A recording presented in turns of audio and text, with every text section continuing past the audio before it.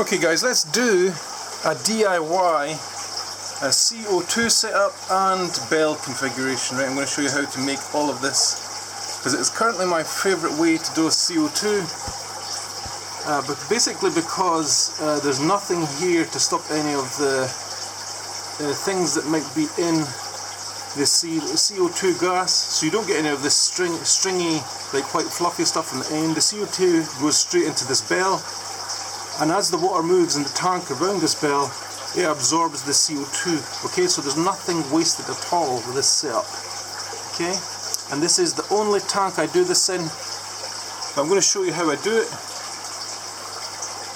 So let's go up here and I'll take you through all the steps I do. Now obviously first you're going to need some kind of bottle like this. This is going to be the container for your solution.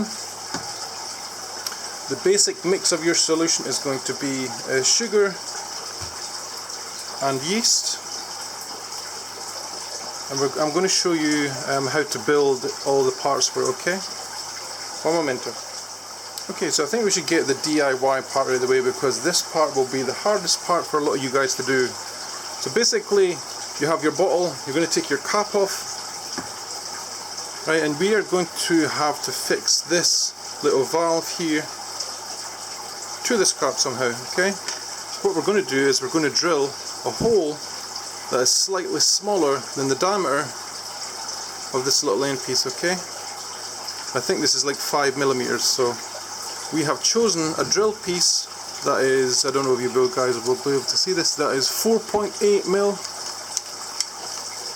Alright, so we're just going to put a wee hole in it.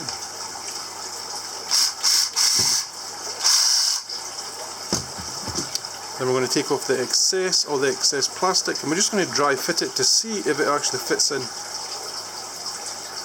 There you go, it fits in. Now a lot of you guys, this might work for you without having to do the next step, but if you have like super glue or hot glue, I would suggest you do this because it will stop your gas leaking, basically. Okay, so I have some hot glue here, and we are going to hot glue just in the inside edge around here, around the green part, and this will create a solid barrier to stop the gas. The CO2 gas escaping. I don't know how well that's going to show up for you guys. Alright, just try and make sure you don't get much on the thread, because you won't be able to close the bottle afterwards. Okay, then on the outside we're going to do the same thing. Use your hot glue and push it into the joint between the bottle cap and the little valve, like so. And just when you're doing this, guys, try and push the hot glue down onto the bottle cap like this, because you will get a better seal. I know that might sound ridiculous, but it's true. You'll get a better seal. It's like the more surface area the hot glue has to stick onto, it will get a better hold, because sometimes if you don't do this, what happens is the hot glue peels off again. Okay, so that is that. Just going to switch off the hot glue gun.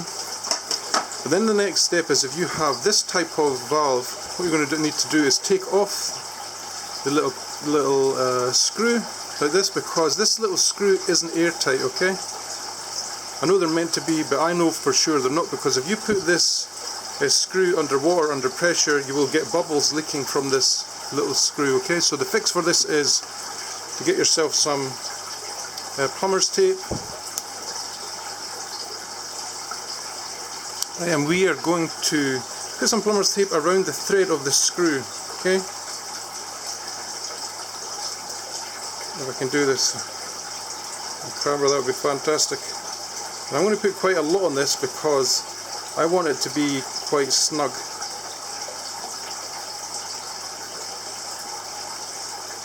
Snug as a bug. Woohoo! So I'm going to break that off. I'm just going to remove this little end piece here because I don't want that interfering. A pair of scissors. See this little end piece? I'm going to snip it off. And then I'm going to put it back in See where it came from. Now this screw here will have like a little seal on it.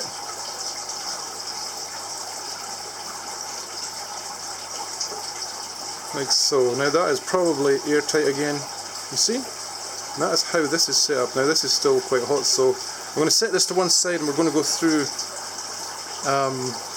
how I do my mix for my CO2. This one is going to be a sugar solution.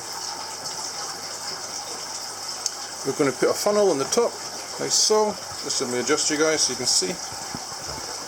And then we're going to take 1 whole cup of sugar.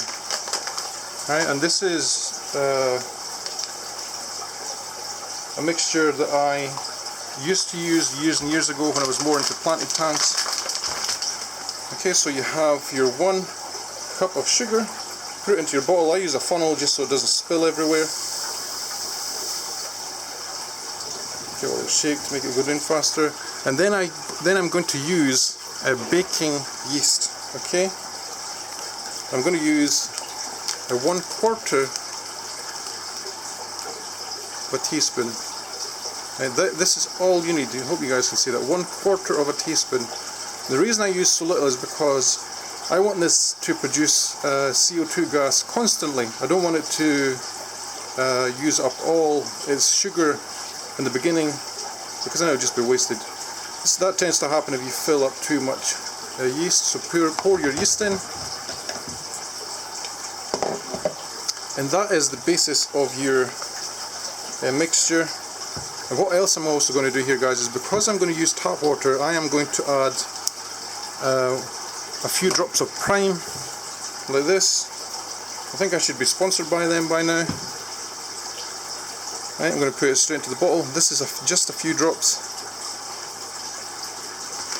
Okay, and then I'm going to fill my bottle half full. And the reason I'm only filling it half full is because a lot of the times in the beginning when you do CO2 stuff, there will be foam. And sometimes the foam goes up and goes up and goes up, right? And we don't want it going out into our aquarium. So I'm going to put that to the side just now. We're going to continue with a little bit of DIY, okay? The next step is we need to attach silicone tubing to this. You guys will know that already. But the other part that we're going to need is the bell part, okay? I'm going to use the base of this small bottle for that. Squeeze the bottle and then give it a cut across. It's up to you if you want to use a large one or a small bottle. I just use what I have lying around. Right, and then to get this tidy, see the edge how it's all squint? To get it tidy, turn it upside down and start at the smallest, the lowest point of the edge, like so. You can see the small edge? There you can see it. And you're going to cut around in a circle evenly. Okay? This is how you get your flat edge on a bottle. Flat edge, you motherfucker! Just keep on going around until you're happy that it's flat enough for what you want it to be. There you go. See how flat that is? Yeah, I could probably put that on a flat surface and it would be completely flat. Okay, and then the next part we're going to have to do here is we're going to try and put a hole in here so we can attach a sucker. The sucker is going to go like this. Before I do that, just because I have this drill piece on here, this is the 4.8mm drill piece, I'm going to put a hole in here, and this is going to be for our airline tubing, okay? Let's hope I can do this first time on camera. Please. Sometimes it slips all over the place. Alright, so this is going to be for our airline tubing. What I'm going to do is I'm going to move it around just a little bit, and I'm going to do it again on the other side, and this is going to be where our sucker will go.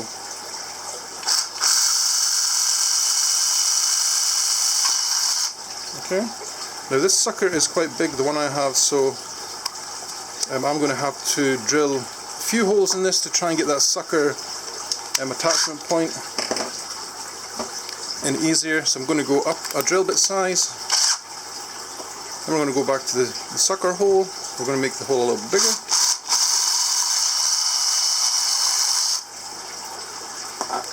And And then I'm going to go up to the next drill size. I'm going to make it a little bit bigger again. Now we want this sucker hole to be quite tight. Okay, so this is the next size up. Okay, and that is the size of the hole now. I think this might be a little bit too big, but it's the kind of thing, if you have lots of bottles lying around, you can mess around with this stuff. My sucker's stuck to the table, you mother... And then we're going to push the sucker edge into the hole, you see it? You get that a wee bit further away. We're going to push that sucker edge into that hole. It fits quite nice actually. Now what you want is, you want it a little bit tighter than this. And the only reason you want it tighter than this is because you don't want this bell to swing when it's inside the tank. Okay? I'm going to get some airline, guys, be right back. Okay, so I have my airline. What I'm going to do here is, to make it easier for me to thread into things, I'm going to cut a little angle on the point, like so, maybe a wee bit more, like this. This will make it easier for us to push into the bottle. This was the other hole we drilled, this is for that. Right, and what you do is, you push it in, put your hand on the inside, and pull it through, okay? It doesn't have to be all the way through, as long as it's like that, it's fine. This part will attach to the glass on the inside of the aquarium. Your gas will sit in here and it will dissipate with the water that flows past. Okay, then the next part, we shall add this part here to the other end of that tubing. And that is it. This part now goes to the top of your bottle over here. What I'm going to do is, I'm going to quickly fill this up, and then I'm going to show you how I set it up in the tank. Okay, so now my bottle is filled with water. I like to give it a little bit of a shake like this. It will all dissolve, the sugar will all dissolve in the water. So just give it a little stir like this, you see it? Let the yeast mix in. And then you put on your cap.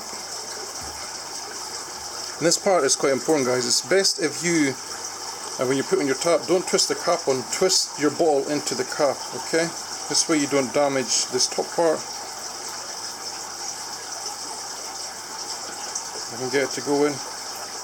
There you go, it's anti-clockwise, okay? And you want that to be tight.